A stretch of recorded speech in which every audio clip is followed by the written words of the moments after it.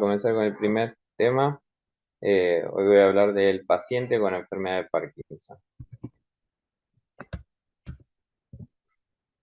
Dentro del contenido vamos a hablar de la definición, las causas, la fisiopatología, así muy por arriba, el tratamiento y algunas consideraciones anestésicas para estos pacientes. El Parkinson es la segunda enfermedad neurodegenerativa más frecuente luego del Alzheimer. En Estados Unidos se estima que hay 350 personas que padecen de Parkinson por cada 100.000 habitantes. Es más frecuente en el sexo masculino con una relación de 2 a 1. Como definición tenemos que es una enfermedad neurodegenerativa progresiva que surge como consecuencia de una alteración en la producción de dopamina por parte de las neuronas dopaminérgicas de la sustancia negra que causan un desequilibrio en el control extrapiramidal del sistema motor. Se clasifica dentro de los trastornos de movimiento como enfermedad neurodegenerativa. Dentro de las causas tenemos genéticas y ambientales.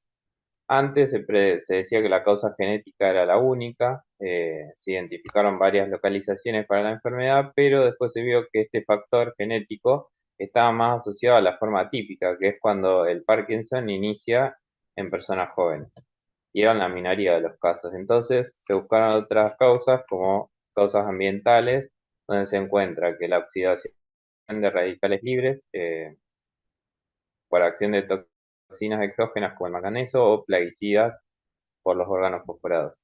También se encontró una forma idiopática, la cual aún está desconocido el mecanismo por el cual se produce, y después esta palabra que está buena para el ahorcado porque es muy larga, pero un tóxico análogo de la meperidina que se utiliza en las drogas ilícitas, dice que genera un rápido desarrollo de la enfermedad. El tabaquismo parece ser que reduce el riesgo de padecer. Sería un factor protector. A nivel microscópico, encontramos los cuerpos de Lewy, que son productos de degradación ineficiente de las proteínas a nivel intracelular. Estas proteínas se acumulan y forman los agresomas, los que promueven el estrés oxidativo y la apoptosis que ya habíamos hablado dentro de las causas ambientales. Como fisiopatología, acá la estrella es la dopamina, en la cual existe un equilibrio entre la actividad contráctil causada por la acetilcolina y la inhibitoria de la dopamina, lo cual le va a permitir a la persona tener un tono y una función muscular adecuada. Dentro de los 5 receptores de dopamina que hay a nivel central, el de 1 y de 5 son estimulantes y el resto son inhibidores, lo que hace que el efecto neto de la dopamina sea la inhibición de la acción de la célula. Cuando se produce en el Parkinson, que se altera esta producción de dopamina, prevalece el efecto de la acetilcolina, cuya concentración se mantiene normal porque no está afectada. Entonces, lo que va a, a preponderar es la activación en vez de la inhibición y por eso todos los síntomas que vamos a ver ahora que presentan los pacientes con Parkinson, que ante el resultado final es una excesiva inhibición, una disminución de la excitación de áreas corticales motora y premotora y aparecen los síntomas. ¿Cuáles son estos? Los cardinales son temblor, que aparece especialmente en reposo, rigidez, bradicinesia, que es reducción en la frecuencia de parpadeo, lenguaje monótono, hipomimia facial, cara de póker, inestabilidad de la postura. El diagnóstico requiere al menos 2 de los 4 anteriores y una respuesta a la terapia de reemplazo de dopamina. Dentro del tratamiento, lo que se hace es tratar los síntomas para reducir este desequilibrio que hay entre la acetilcolina y la dopamina. Dentro de lo farmacológico tenemos anticolinérgicos, agonistas, sustitutos como la levodopa, que es el precursor de la dopamina, y bloqueadores de la degradación de dopamina como la serotonina y los limados. También se puede realizar un tratamiento quirúrgico, el cual incluye la palidotomía, que es, o sea, quirúrgicamente se lastima el globo pálido y esto alivia la inhibición talámica que hay. La talidotomía, que es lo mismo pero a nivel del tálamo. Puede haber estimulación, ¿sí? eléctrica o implantación de células fetales, que esto sería como lo más nuevo, que mejora la sinapsis eh, a este nivel.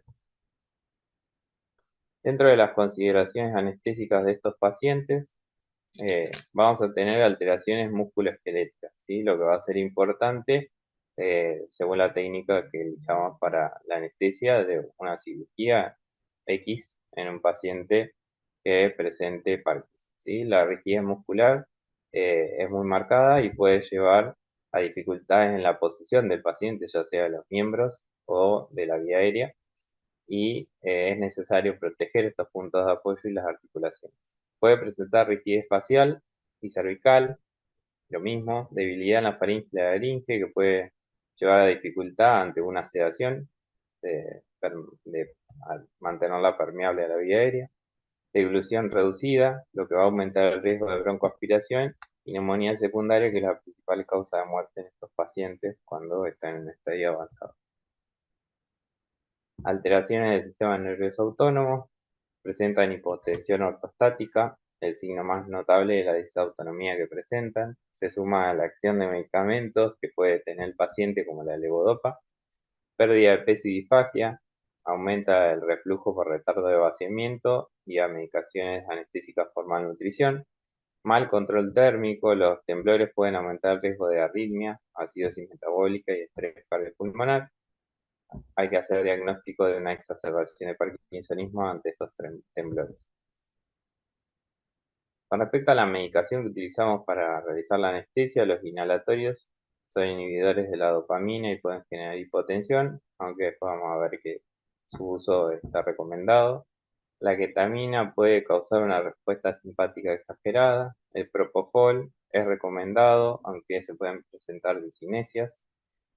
Los relajantes, dentro de la lista de relajantes recomendada el cisatracurio y el atracurio, porque serían neuroprotectores para estos pacientes, aunque en una secuencia rápida recomienda el lopurón. Opioides, se recomienda su uso, no había ninguna contraindicación. Con respecto a la meperidina, hay que evitarlo en los pacientes que tienen tratamiento concomitante con inhibidores de la MAO. Con respecto a los AINES, son un buen tratamiento para el dolor en estos pacientes, no generan síntomas agregados. Hay que tener cuidado con los adyuvantes como la metoclopramida y el droperidol, casi no lo usamos, pero exacerban los síntomas de Parkinson. Las benzodiazepinas pueden producir confusión y delirio en el postoperatorio, y los anticolinérgicos aumentan la probabilidad de confusión y delirio también en el postoperatorio. Con respecto a los fármacos del Parkinson, que lo nombré al principio, ¿sí? ¿Qué tenemos que hacer cuando el paciente llega a la consulta preanestésica? En el preoperatorio y en el postoperatorio de estos fármacos, ¿sí? La levodopa, que va a ser la que más común traigan, en el preoperatorio hay que continuarla hasta la mañana de la cirugía, y en el postoperatorio retomarla lo antes posible. Si no es posible, la literatura recomendaba que se puede disolver y administrar por sonda nasogástrica en un paciente, por ejemplo, que esté intubado. Agonistas dopaminérgicos, continúa hasta la cirugía. Eh, Hay uno de los agonistas dopaminérgicos, es la rotigotina, que viene en parches, así que se puede dejar durante la cirugía que siga actuando, y si no, hay que retomarlo lo antes posible. Los IMAO se sugiere suspender 3 semanas antes de la cirugía y en el postoperatorio retomar lo antes posible. Amantadina, continuar hasta la mañana de la cirugía y retomar lo antes posible. Los inhibidores de la COM lo mismo, y los anticolinérgicos suspender antes de la cirugía y retomarlos en el postoperatorio inmediato. Con respecto al manejo preoperatorio, es necesario una historia clínica completa, como a todos los pacientes, que sea ordenada, con antecedentes médicos, quirúrgicos, familiares y alergias.